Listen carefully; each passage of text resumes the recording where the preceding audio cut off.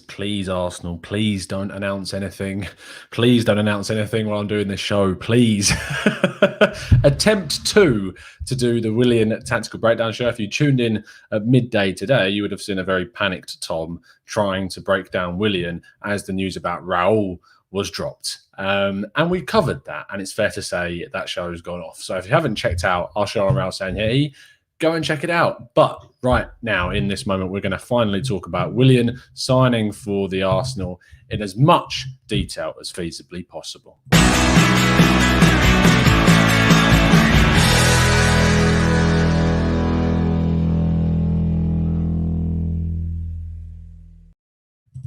So, lots to talk about regarding our new Brazilian signing. Brought in under Raul Sanyehi's vision and guide, a client of Kia Jarabchin and a big fan of Edu. And Edu is a big fan of him, and the reason why we signed him. Free transfer. Of course, we're putting that in asterisk because, well, we don't know the signing on fee and the wages, but it seems to be a fairly big package, it's fair to say. I'm going to get your thoughts and reactions in the comment section as well. Of course, we didn't do this yesterday because I was away. And of course, Arsenal announced all of their news during days where I can't do a video, which sucks. But we're here doing a live tactical breakdown show, looking at the players in an analytical and statistical way with the help of experts and insight from them. We're doing it live because I want to get your reaction to, of course, a brand new signing and give you the insight at the same time. So we're going to start off with some fantastic insight from Daniel Childs. Daniel Childs, son of Chelsea, fantastic show. Please make sure you go and check it out if you like looking around just more than your average YouTuber. So please do go check out Daniel Childs. But he's going to give us the first bit of insight on Willian.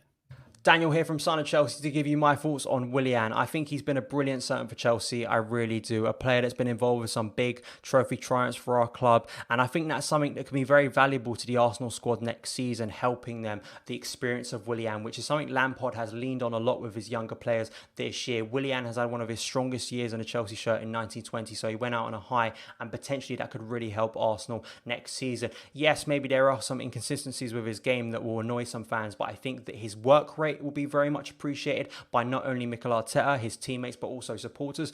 But also he does have moments of quality. They're definitely there. I think he is a bit of a set piece specialist in terms of penalties and some free kicks. He scored some wonderful free kicks over the years for Chelsea, and I think he definitely elevates the games of other attacking players like Christian Pulisic and Eden Hazard that he did at Chelsea. So I'm going to miss him. I did think it was the right time for him to move on, but I definitely think he'll be a valued member of the Arsenal squad for Mikel Arteta next season.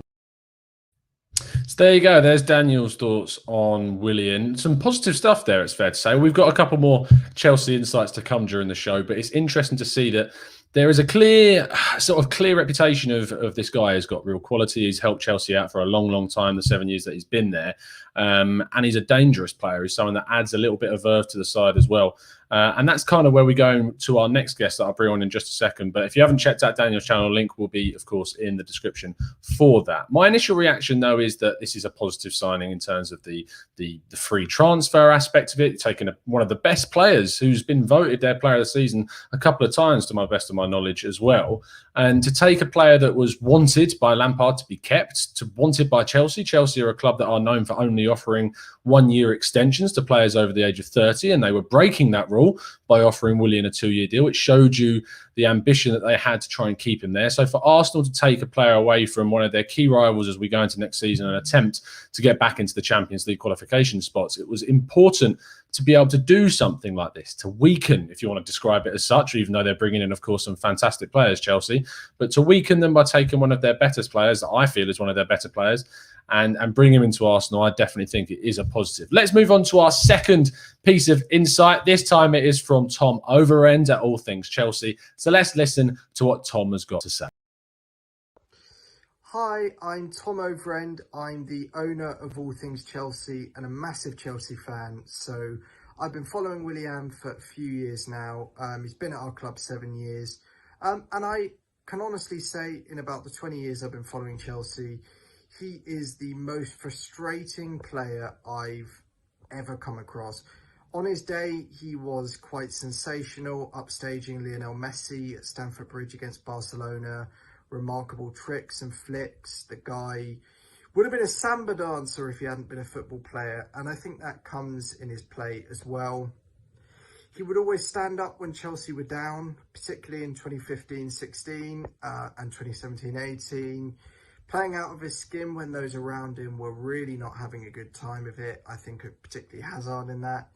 And Willian is a kind of player that can be a steady grit, but he's never consistent enough to be one of the league's best. He is very inconsistent. He occasionally, his corners and set plays can be poor. And sometimes fans think he's not got the creative ability or the kind of nous to really get the goals and assists tally that we expected. It's a great shame because the guy was an amazing servant for the club. I personally love him. But I can see the frustrations. I don't think he ever came across the potential he was supposed to have. He has to really step that up at Arsenal, but I would say Arsenal fans should be really excited. All of you watching on the Gooners Talk should be looking forward to him coming to you. I think he'll add a kind of little bit more creativity, a bit of experience and know-how to your wingers. And I think he'll be very good at schooling some of the younger ones like Saka, showing them the way going forward. He's a very professional figure. So I think it's a good acquisition for Arsenal, and as a free agent, even better. I'd question the fact he's on a 3-year deal, but that could be a masterstroke. So yeah, Arsenal fans should be excited. I'm slightly gutted he's gone, but he needs to improve his consistency if he's to make it at the old Highbury, I suppose. So yeah, get ready for a little bit of Samba madness. Oh, bringing up Highbury, God, how we missed that place. But yeah, I'm interested by the consistency side of things, because when you look at a player that you're bringing in 32 years of age, he is 32 now, by the way, so you can say that. Bringing in a player of that age, consistency is obviously a concern. Someone who's been playing at the level for that long, you would hope would be more consistent. And yes, that's a concern. It's very obviously a concern. However, I don't think when you're thinking about the logistics of the deal, bringing him in for free on what we have done, it doesn't worry me in loads. We're not going to be reliant, it's fair to say, on Willian. Willian isn't coming in as a new cornerstone of the club. Willian is coming in to add depth, add quality, add experience, add guidance, as Tom over and Sarah from All Things Chelsea. Make sure you check their links out in the description. And add that guidance to the likes of Saka, Martinelli, and these youngsters, Reece Nelson. And also the fact that we're playing in the Europa League next season, which we know is just so notorious for needing that extra squad depth. And Willian adds that to it as well. The final bit of insight that we're going to get before we go into the statistics is from author Mark Worral, who's written plenty about Chelsea in his time. So here's Mark's thoughts on move. Willian to Arsenal.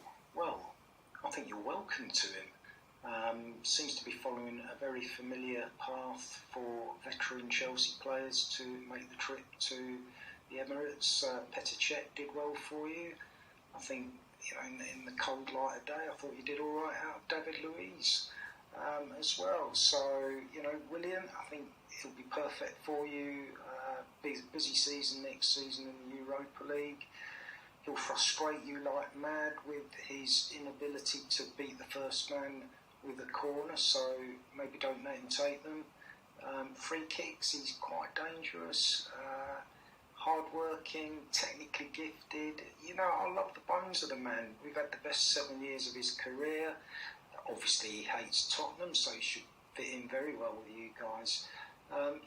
Good luck to him. Lovely fella. Will he still be playing for Arsenal in 3 years' time? I'm not so sure. Will you get value out of him? Maybe, but that's the chance you take, signing a veteran player. But good luck to him, and I'll certainly give him a round of applause when we play you lot next season. That's if we're lucky enough to be at the games. Cheers. Thank you, Mark, for your insight there. I when starting off by saying we're welcome to him, I get that. I would be in the same camp, having just signed the players that they have and with the youngsters there as well, and seeing how good Christian Pulisic is. Although it is a bit concerning now with the injuries that Chelsea are facing and the knowledge that maybe Kai Havertz will or won't happen, that losing Willian could be slightly detrimental to their squad depth. But their losses are gain, I suppose. there's a running theme of frustration, it seems, around Willian's consistency, which, coming from Chelsea fans, you have to believe them. They're the ones that have watched him for the last 7 years.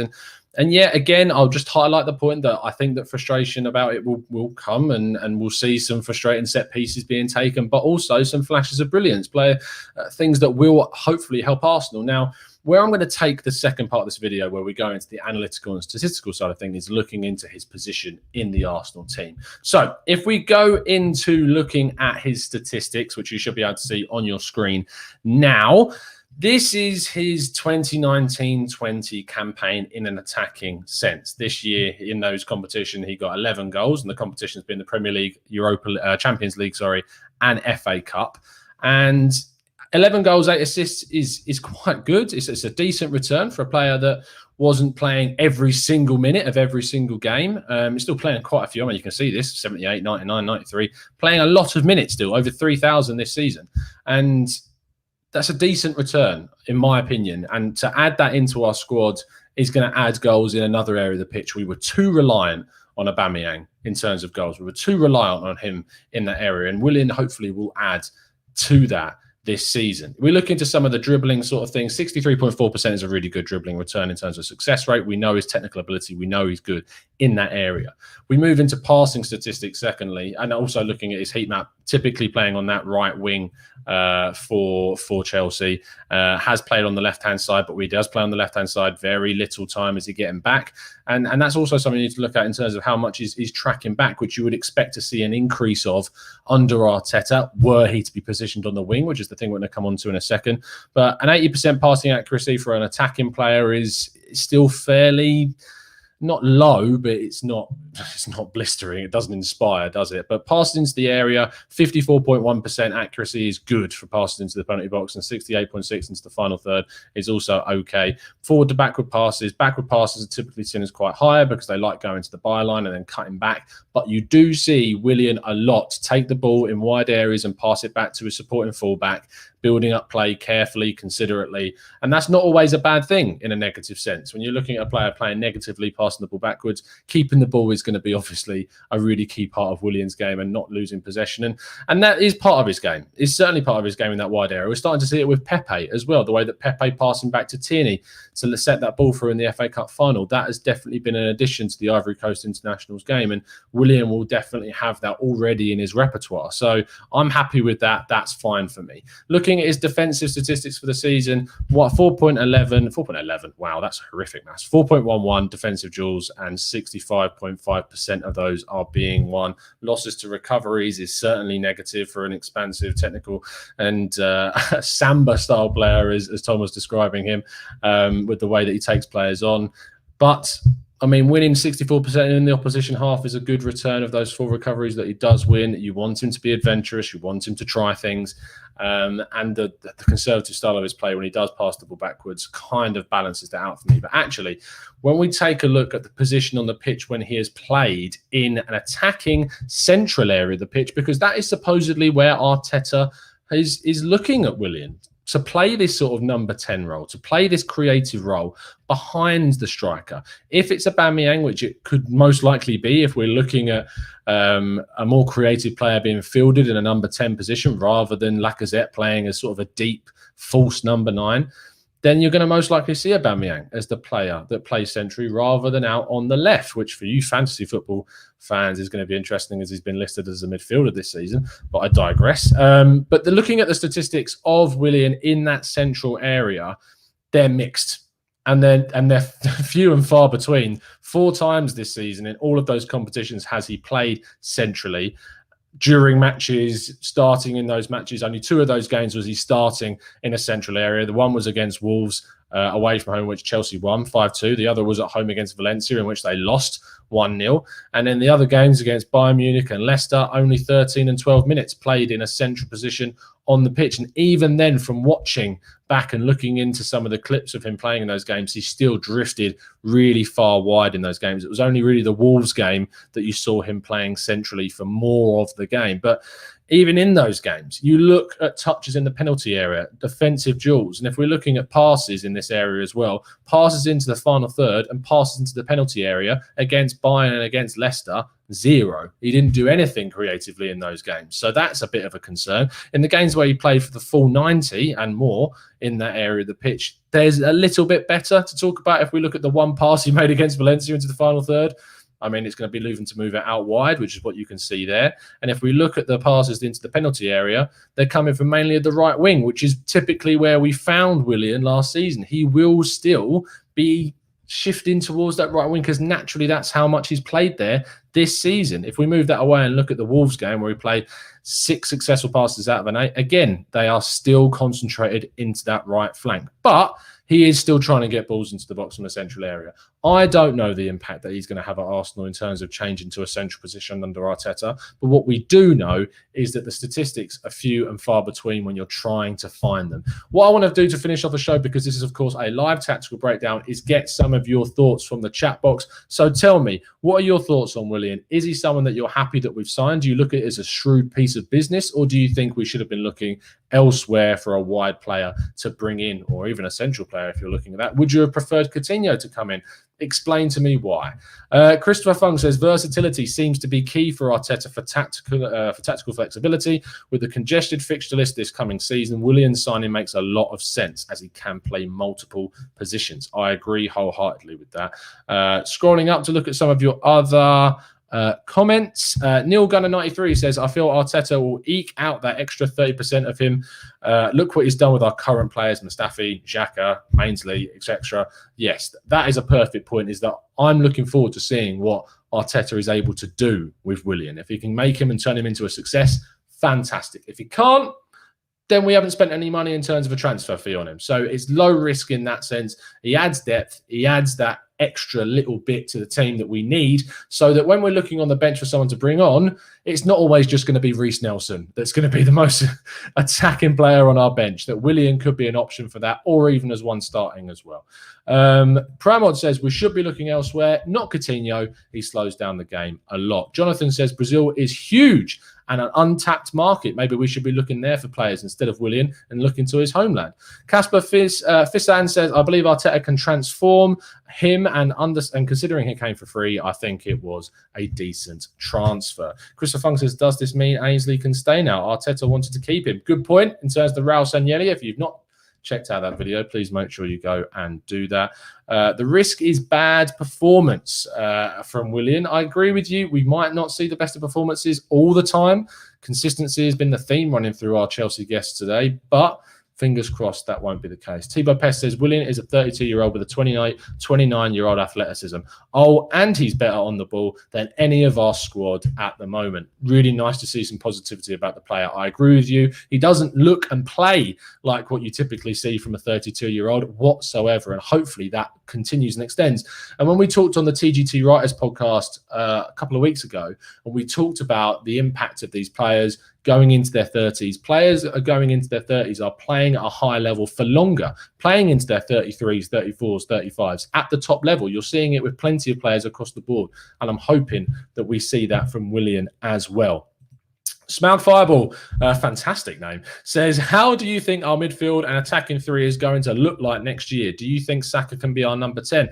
I think what you'll see next season is more likely with the signing of Willian, with links to other players, we could be playing with a more central, creative, attacking midfielder. That could be Saka. Saka has played there before for us. It could be Willian. It could be Emile Smith-Rowe. We just don't know right now. I'd imagine that the front three next season, if Lacazette stays, we'll still start out being Aubameyang, Lacazette and Pepe, and continuing with that consistency. If Lacazette leaves, I think what you'll see is Aubameyang moving to a more central position. You'll see the likes of Willian possibly popping up at number 10, possibly popping up at number 11 on the left wing, maybe in as a number 7 and inverting, or not rather inverting, but doing the opposite of that with Pepe and putting him on the left flank. So it's going to be really interesting to see who is fielded where. I'm just not sure whether we will see with a number 10 or we will see Willian in a wide area. Last thing before we wrap up, of course, I've already mentioned the show we did on Raul Sanllehi. I've also written an article in relation to how this impacts the view of Josh and Stan Kroenke. That'll be coming out at 6 o'clock today on the Gooner Talk website, so please make sure you go and check that out. Please give the boys who have helped us out a follow. All their links will be in the description after the show's finished being live. Thank you to Daniel, to Tom, and of course, to Mark as well. So thank you to everyone that's helped out with the show. Thank you to the chat box for joining us for our first, I think this is the first live Tactical Breakdown show.